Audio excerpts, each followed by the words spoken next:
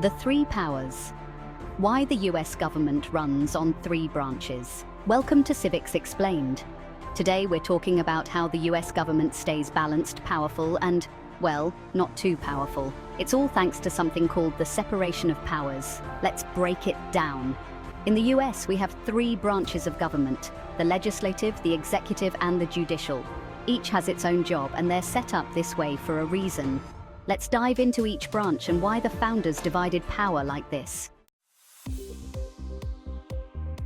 First up, the legislative branch, also known as Congress. It's made up of two houses, the House of Representatives and the Senate. Together, they're the ones who create, debate, and pass the laws that shape the country. The legislative branch has a ton of power, from writing the laws to controlling the federal budget and even declaring war. But wait, does that mean they could take over everything? Not so fast. Next up is the executive branch. This branch, led by the president, is in charge of enforcing the laws that Congress passes.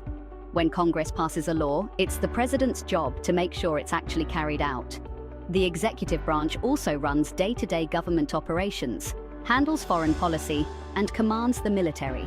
But don't worry, the president isn't a king. The president's powers are checked by the other branches. Congress can override presidential vetoes, and the courts can strike down executive actions that violate the Constitution. The balance of power keeps everything in check. Finally, we've got the judicial branch, where the courts step in.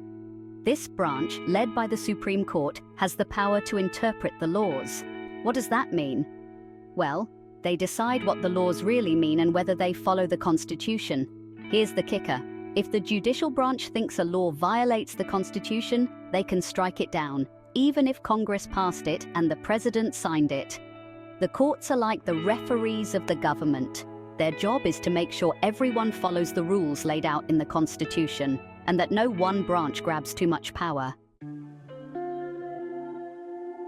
Now, why do we have these three separate branches in the first place? It's all about a balance of power. The founding fathers wanted to make sure that no single person or group could control the whole government. Back in the day, they were worried about something called tyranny, where one person or group takes complete control.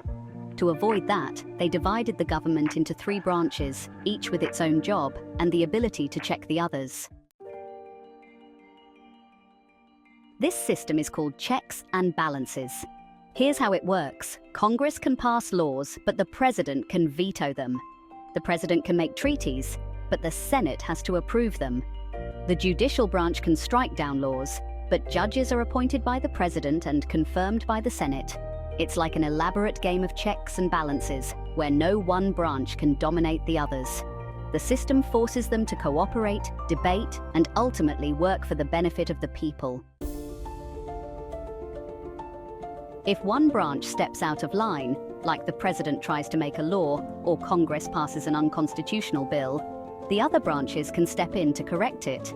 The courts can block actions, Congress can impeach the president, and the president can veto Congress's work. This division of power ensures that the government remains fair, accountable, and limited, so that no branch becomes too powerful. So there you have it. Three branches of government, each with its own job but working together to keep the US running smoothly. Whether it's making laws, enforcing them, or interpreting them, each branch has a crucial role to play.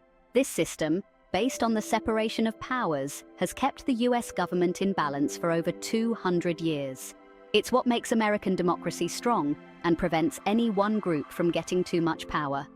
Thanks for watching, and remember, whether you're following the news or studying government, always keep an eye on how these three branches balance each other out.